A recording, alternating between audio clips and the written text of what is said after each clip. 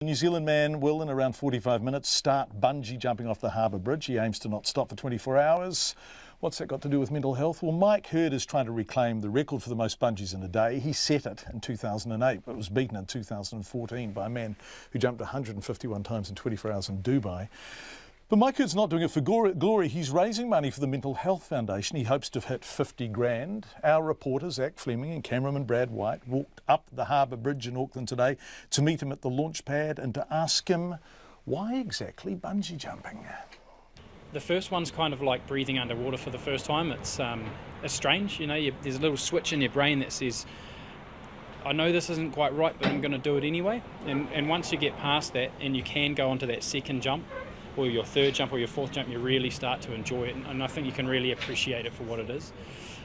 So I started jumping with the Asia Hackett guys about 13, 14 years ago, had an absolute blast.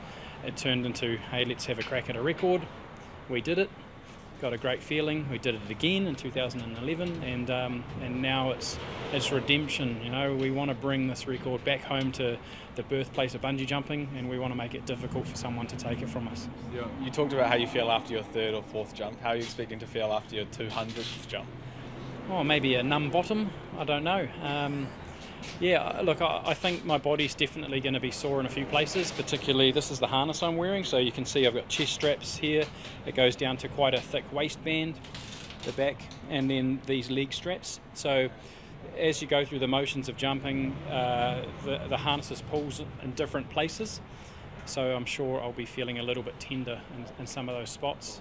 But for me, it's more of a mental game and trying to get my brain in a place where, you know, each time I need to make that jump, I'm feeling good about going over the edge. If you've ever been lucky enough to come and jump at one of these sites, you'll see the way that the crew interact with the people, you know, the public that are doing the jumps. They're very supportive, they're pushing them off the edge without forcing them. So these guys are going to have my back, and it's going to be a team effort. Yeah. In this 12 hours, 24 hours that you're doing this, are you attached to the rope the entire time and you're jumping, being pulled back up, jump off, pull back up? So it's a pretty big effort from the guys up here as well as not just your body physically. Yeah, so you'll see over to the side here, the guys are currently preparing my cord.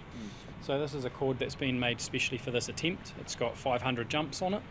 We're going to use a selection of hardware which is slightly different to what the public would have. So they would use sort of screw gate carabiners. We're going to use a more permanent way of fixing the cord on. It'll be like my umbilical cord. I'll be stuck to it. Yeah. We're going to be married. I've already had a wee kiss with the bungee cord, and don't tell the wife. So she went all right. Yep, no, it was good. So I'll need to take it off if I need to go to the toilet or have something to eat or feel like a rest. And then everything going all right, you hope to have 200 jumps in the can around just after midnight? Ooh, I'd love to have the record. So by midnight, the current record's 158. So I would love to have that 159th jump by midnight. Yeah. Do you have a firm stopping point where you'll go, I think this record is pretty unbreakable now, I'm gonna stop it? I'm not gonna stop when I'm tired. I'll stop when I'm done. So I've got no number. Mike Hurd, who's doing it to raise money for the Mental Health Foundation.